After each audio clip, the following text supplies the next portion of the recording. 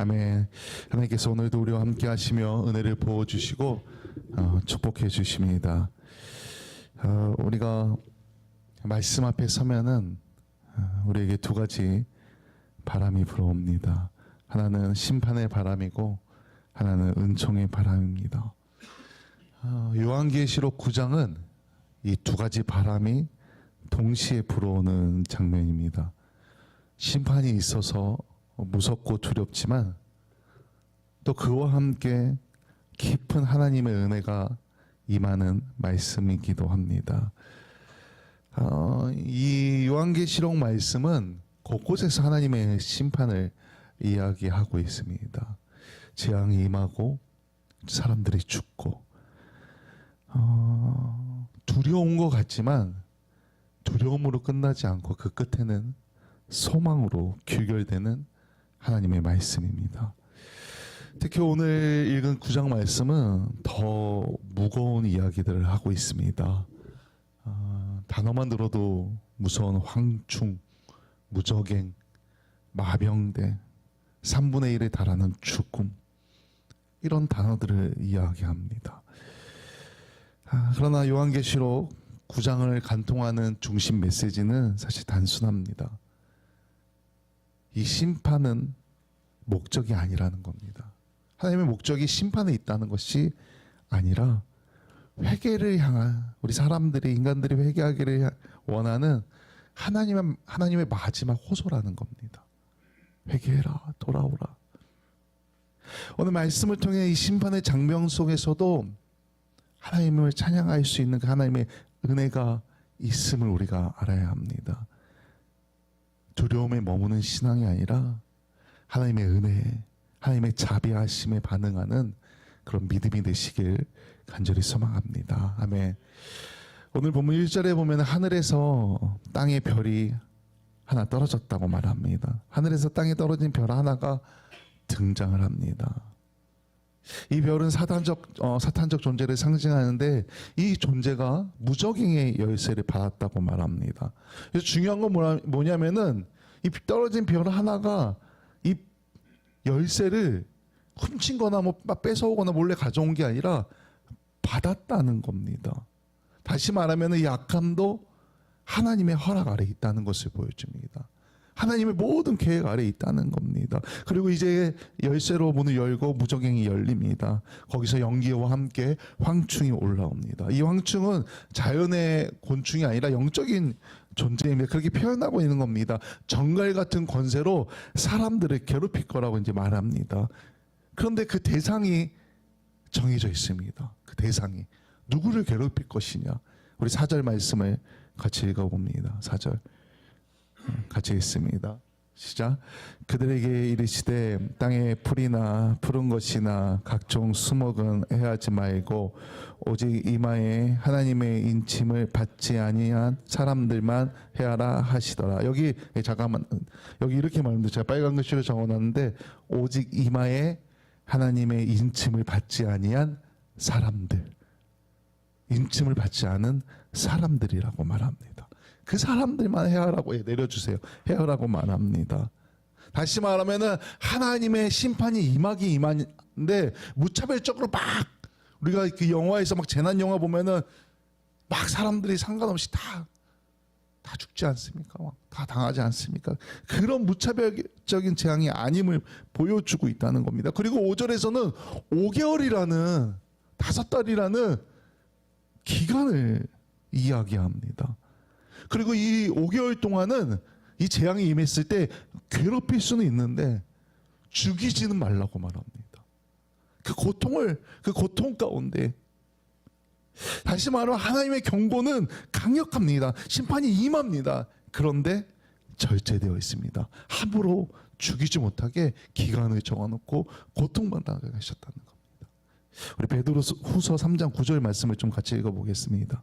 베드로후서 3장 9절입니다. 같이 읽습니다. 시작. 주의 약속은 어떤 이들이 더디다고 생각하는 것 같이 더딘 것이 아니라 오직 주께서는 너희를 대하여 오래 참으사 아무도 멸망하지 아니하고 다 회개하기에 이르기를 원하시느니라. 아멘. 이 5달이라는 이 시간, 죽이지 못하게 하신 이 제한, 괴롭게만 하라고 합니다.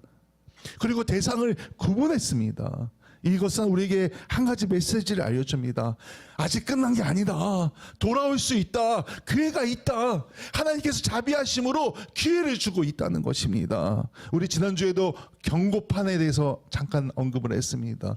경고판은 위험하니까 조심하세요. 돌아가세요. 얘기해 주는 겁니다. 그냥 들으면 됩니다. 하나님께서 인내로 경고하시는 겁니다. 멈춰라, 돌아서라, 너희들이 살기 위해 방향을 바꿔라라고 하나님께서 말씀을 통해 계속해서 말씀하시고 이 심판을 통해 알려주고 있다는 겁니다. 그리고 이 황충의 재앙이 이마에 하나님의 인침을 받지 아니한 사람들에게만 허락되었다는 사실을, 다시 말하면 하나님께서 자신을 믿고 따르는 하나님의 백성들은 분명히 알고 있고 구분해서 보호하고 계신다는 것입니다. 하나님께서 보호하고 계신다는 겁니다. 이 땅 가운데 하나님의 심판이 임하고 세상이 흔들려도 하나님의 백성이 우리는 우연히 살아남는 존재가 아니라 하나님께서 의도적으로 보호하는 존재라는 겁니다. 그러니까 사실 믿는 사람들에게 심판은 두려움이 아니라 기다림이라는 겁니다. 하나님을 만날 수 있는, 하나님 품으로 들어갈 수 있는, 하나님 나라로 들어갈 수 있는 기다림이라는 겁니다.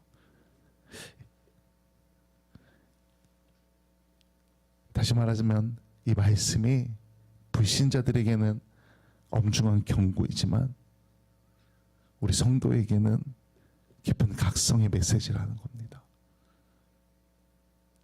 더 하나님만 의지할 수밖에 없는, 혹시 지금 우리가 여기서 예배 드리고 있지만 우리의 마음이, 우리의 생각이 세상의 가치에 묶여 있다면 절대로 오늘 말씀을 가볍게 여기면 안 됩니다.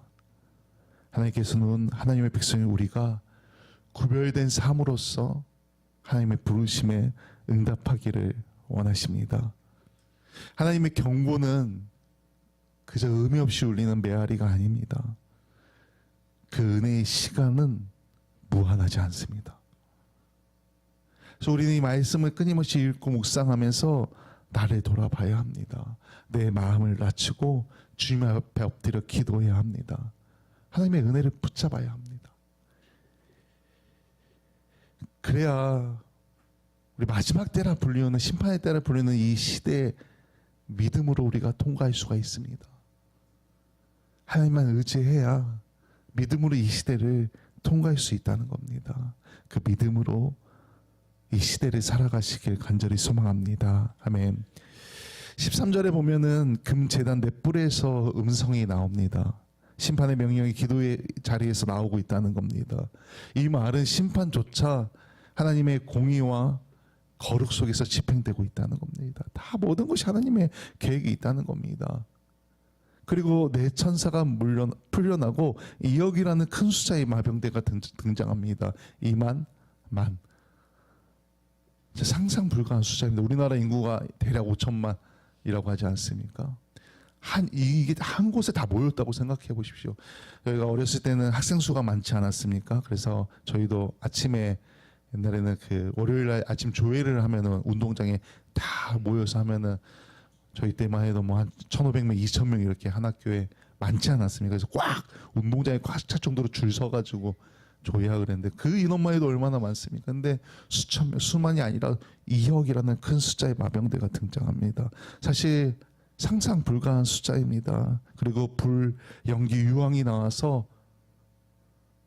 사람 3분의 1을 죽입니다. 왜 전부가 아니라 또 3분의 1일까? 우리가 이거 잘 기억해야 됩니다. 다시 말하면은 하나님께서 끝까지 남겨두고 계속해서 기회를 주신다는 겁니다. 다시 말하면 자비하심을 주신다는 겁니다. 하나님의 자비하심. 노아의 때도 소돔과 고모라의 때도 하나님께서 남은 자를 생각하셨습니다. 남은 자를 하나님께서 기억하시고 계속해서 자비를 베풀고 있다는 겁니다. 이건 다시 말하면 마치 부모가 우리 자녀들이 좀 뭔가 잘못해서 혼내거나 뭔가 숨기는 거 있을 때 왜 그런 거 있지 않습니까? 네, 3살 동안 기회를 주겠어. 하나, 둘 반의 반. 세기 전에 말하길 기다리고 있는 거 아닙니까? 그럼 용서해 주려고. 하나님도 기회를 주려고, 용서해 주려고 계속해서 자비를 베풀고 있다는 겁니다. 야, 이게 마지막이야. 포기하지 않는 사람, 기다리는 사람. 야, 기회 줄게 빨리. 그런데 오늘 본문에 보니까 사람들이 회개하지 않습니다. 참담합니다. 우리 20절 21절 말씀을 좀 같이 읽어보겠습니다. 20절 21절 같이 읽어봅니다. 시작. 이 재앙에 죽지 않고 남은 사람들은 손으로 행한 일을 회개하지 아니하고 오히려 여러 귀신과 또는 보거나 듣거나 다니거나 하지 못하는 금, 돈과 목석의 우상에게 절하고 또 그 살인과 복술과 음행과 도둑질을 회개하지 아니하더라. 아멘. 심판을 받습니다. 남은 사람들이. 그런데 방향을 바꾸지 않습니다. 요즘 뭐 유튜브나 뭐 SNS나 뭐 숏폼 이런데 영상을 올리기 위해서 사람들의 관심을 끌기 위해서 상식 밖의 행동들을 많이 할 때가 있습니다. 가지 말라는 곳에 가고 하지 말라는 것들을 하고, 그래서 뉴스는 잘 나오지 않는데 죽는 사람들도 있습니다. 위험한 일을 행해서. 왜 사람들이 그런 막 좋아하고 관심 갖고 또 그걸로 돈을 벌고 그러니까 다 하지 말라 그러는데 혼자 해서 큰일을 당하는 경우가 있습니다. 근데 이건 지금 전 우주적인 세계적인 하나님의 심판이 임한 겁니다. 사람 3분의 1. 지금 만약 우리 얼마 전에 이란에서 그 시위 때문에 몇만 명이 한 번에 죽었다 그러지 않습니까? 그게 단일 시위 안에서 최고로 많이 죽은 시위 중에 하나라고 그렇게 말하기도 합니다. 몇천 명, 10,000명이 넘었다고들 얘기하는데, 그것만 해도 지금 막 우리가 너무 많이 죽은 거 아니라고 생각할 정도로 많이 죽은 건데, 우리가 지금 지구 인구가 60억 명이라고 했을 때 3분의 1이 죽으면은 20억 명이 죽은 겁니다. 그러면 아마 전 세계가 난리 날 겁니다. 그런 심판이 임하는데 사람들이 방향을 바꾸지 않습니다. 악을 향해 오히려 나아갑니다. 오히려 더 악해진다는 겁니다. 우리는 성도로서 과연 하나님의 경고를 듣고 변하려고 하는가, 방향을 바꾸려고 하는가, 아니면 여전히 내 고집대로 행하고 있는가, 우리의 신앙을 돌아봐야 합니다. 그냥 요한계시록의 말씀, 예전에 있었던 이야기, 그게 아니라 지금 이 말씀을 우리에게 하고 있는 경고로 받아들이고 우리의 삶의 방향이 바뀌고 있는가, 하나님을 향해 가고 있는가, 우리의 신앙을 돌아봐야 한다는 것입니다. 우리는 하나님께서 우리에게 베푸신 그 놀라운 그 자비의 은혜를 절대로 가볍게 여기서는 안 됩니다. 하나님의 자비하심을 가볍게 여기면 안 된다는 겁니다. 하나님의 자비는 우리가 회개로 응답할 때 생명이 됩니다. 우리의 삶으로 하나님께 응답할 때 능력이 된다는 겁니다. 우리 성도님들 믿음으로 기도하면서 하나님께서 예비해 두신 그 은혜의 문 안으로 들어가시길 간절히 소망합니다. 아멘. 요한계시록 9장의 핵심은 이것입니다. 왜 사람들은 끝까지 회개하지 않을까? 하나님께서 점진적으로 경고하고 있습니다. 자연에 먼저 재앙이 내렸고 사람들에게 재앙이 내렸습니다. 일부분에만 하나님의 심판이 임했고 그게 점점 더 많아집니다. 확장되어집니다. 처음엔 괴로움만 주셨습니다. 죽이지 않으셨습니다. 괴로움만 주셨습니다. 근데 그것이 다시 죽음으로 임합니다. 계속 교육적 경고를 하고 있는 겁니다. 점진적으로 하고 있는 겁니다. 심판이 임할 것이다 라고 점진적으로 계속해서 가르쳐주고 교육하고 있는데 사람들이 돌아오지 않는다는 겁니다. 이 성경 말씀, 우리도 지금 2000년 전에 적혀진 성경 말씀, 그저 과거의 이야기, 아주 오래전에 있었던 이야기, 나와 상관없는 이야기, 남의 이야기처럼 들으면 안 된다는 겁니다. 교회를 아무리 오래 다녀도, 아무리 열심히 신앙생활 했어도 우리 안에 회개가 없다면 소용이 없다는 겁니다. 겁니다. 하나님 앞에 바로 엎드려야 한다는 겁니다.